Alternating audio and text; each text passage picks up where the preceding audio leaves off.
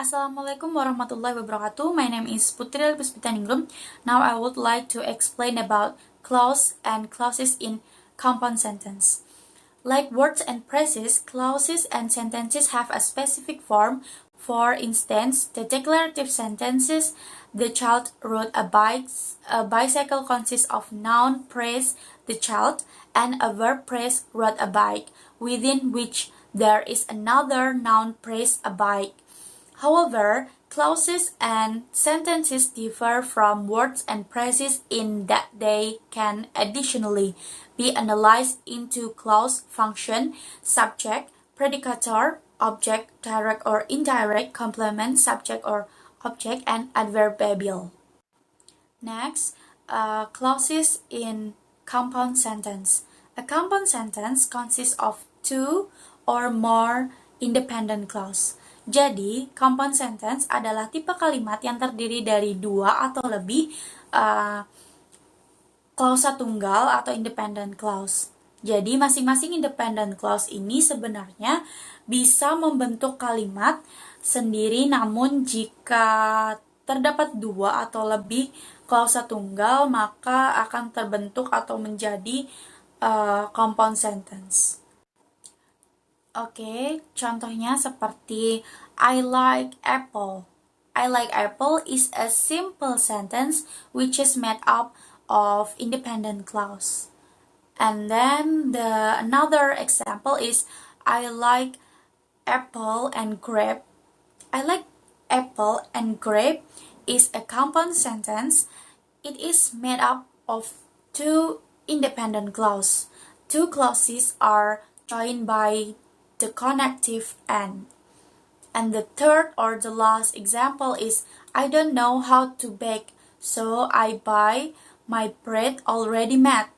This sentence has two independent clauses combined into a single sentence with the coordinating conjunction so. Okay, that's all my explanation. Thank you. And next, my partner. Hello everyone, Assalamualaikum warahmatullahi wabarakatuh. My name is Saratul Hasana and I'm from the 6th group, and my partner is Putri Puspitaningrum, and that's why my friends or my partner already explained for you about the clause in compound sentence. So here I will explain for you about the complex sentence. So open just about any books, magazine, or newspaper, and you will quickly notice that simple sentence and compound sentence are only a part of the picture. There are other important sentence types in English called complex sentence. Complex sentences are so labeled because they consist of a main clause and a subordinate clause. Oke, jadi maksudnya di sini hampir di semua buku atau majalah ataupun surat kabar Anda pasti akan melihat kalimat sederhana atau simple sentence dan juga kalimat menjemuk, yaitu compound sentence gitu. Nah, namun di sini ada yang lebih penting, maksudnya ada jenis kalimat yang juga tidak kalah penting dari simple sentence dan juga compound sentence, yaitu ada complex sentence. Jadi complex sentence ini juga terdiri dari dua hal, yaitu klausa utama dan juga klausa subordinate. Nah, jadi apa itu klausa utama atau main clause? Nah, jadi klausa utama ini dia adalah sebuah kalimat yang dapat berdiri sendiri begitu. Kemudian untuk klausa subordinate atau subordinate clause itu adalah sebuah kalimat yang tidak bisa berdiri sendiri begitu. Jadi dia harus disandingkan dengan kalimat utama gitu. Nah, untuk soalnya ataupun contoh itu udah saya cantum di dalam makalah, seperti I walk home. Nah, I walk home itu adalah salah satu contoh kalimat complex sentence yang jenisnya klausa utama. Kemudian I walk home and I called my mother. Nah, jadi pada contoh kalimat yang kedua itu seperti yang udah saya sampaikan tadi, kita juga akan membahas tentang kalimat majemuk atau compound sentence yang udah dijelaskan oleh partner saya tadi. Nah, jadi itu terdiri dari dua klausa utama.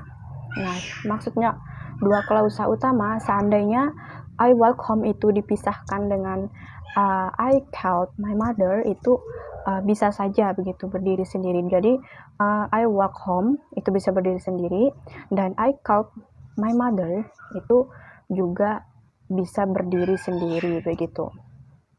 Dan and itu atau kata dan itu disebut juga dengan conjunction coordinate atau coordinating conjunction gitu.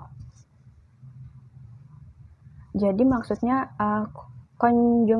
konjungsi koordinat ini adalah gabungan untuk menggabungkan dari klausa utama dan juga klausa utama pada contoh kedua itu. Begitu. Kemudian untuk contoh kalimat yang terakhir yaitu ada I walk home after I call my mother. Nah, jadi itu artinya saya berjalan pulang setelah saya menelpon ibu saya. Nah, ini adalah contoh kalimat yang rumit. Bagian pertama pada kalimat itu, saya berjalan pulang, itu adalah klausa utama yang dapat berdiri sendiri. Kemudian bagian yang kedua, setelah saya menelpon ibu saya. Nah, itu adalah kalimat yang tidak bisa berdiri sendiri. Nah, jadi ini bisa harus ada klausa utama atau harus ada klausa yang mendampinginya begitu. Kemudian complex sentence has one independent clause and one two dependent clause. Jadi complex sentence ini juga memiliki satu independent klausa dan juga dependent klausa gitu. Sama halnya yang seperti saya jelaskan tadi, bahwa ada kalimat yang berdiri sendiri dan juga tidak dapat berdiri sendiri. Nah, kalimat kompleks selalu memiliki konjungsi subordinatif atau subordinating conjunction seperti because, since, after, although, when, and etc. Or use pronoun like who, which, and that. Jika klausa dependent memiliki konjungsi subordinasi dan terletak di awal kalimat, maka koma harus digunakan untuk memisahkannya dari klausa independent gitu. Nah, contohnya di sini I have two type example. The first is complex sentence using subordinating conjunction. Nah, jadi di sini maksudnya kalimat kompleks menggunakan konjungsi subordinate. Nah, yang pertama, when he handed in his homework, he forgot to give the teacher the last page. Nah, itu maksudnya yang dipisahkan, yang harus menggunakan koma tadi seperti contoh yang pertama itu. Artinya ketika menyerahkan pekerjaan rumahnya, terus ada dalam tanda koma, dia lupa memberi gurunya halaman terakhir gitu. Nah, jadi itu adalah contoh jika klausa dependent itu berada di depan dan klausa independennya berada di belakang begitu. Coba seandainya ketika menyerahkan pekerjaan rumah, misalnya klausa dependent itu kita buat berdiri sendiri, apakah bisa atau tidak. Nah, ketika menyerahkan pekerjaan rumahnya, nah sampai situ kan jika tidak ada gabungannya atau tidak ada sandingannya, kelanjutan kalimatnya itu akan membuat orang bingung begitu. Makanya harus ada kalimat sandingan atau gabungannya begitu, seperti yang pada contoh pertama itu. Nah, Kemudian untuk contoh yang kedua, the teacher returned the homework after she noticed the error. Nah, guru mengembalikan pekerjaan rumah setelah dia melihat kesalahan tersebut. Nah, jadi di sini tidak menggunakan koma karena sudah ada kata conjunction subordinating conjunction, yaitu kata setelah tadi gitu. Nah, jadi tidak perlu memakai koma. Seandainya kita memisahkan guru mengembalikan pekerjaan rumah sampai situ saja, itu saya rasa sudah dapat dipahami gitu. Jadi dia mengembalikan pekerjaan rumahnya kepada muridnya, begitu bisa dikatakan. Nah, makanya terus yang disambung dengan kata setelah itu adalah klausa dependentnya gitu. Nah, kemudian untuk contoh yang ketiga, murid-muridnya belajar karena besok ada ulangan. Nah, itu juga termasuk sama seperti contoh yang kedua tadi. Begitu. Oke. Next types complex sentence using relative pronouns. Nah, itu ada 3 contoh juga. Maksudnya relative pronouns itu adalah menggunakan kata ganti seperti yang saya sebutkan tadi, seperti who, that, which gitu. Nah, contoh yang pertama, I have a friend whose hair in pink. Jadi, saya punya teman yang rambutnya merah muda. Nah, jadi di situ relative pronouns-nya di mana? Yaitu kata yang-nya itu adalah menunjukkan bahwa dia menggunakan relative pronouns. Kemudian untuk contoh yang kedua, this is the book that everyone is talking about. Nah, jadi di situ kata that-nya termasuk juga relative pronouns. Nah, kemudian contoh yang ketiga, contoh yang terakhir, the books which is out of print is one of my favorite.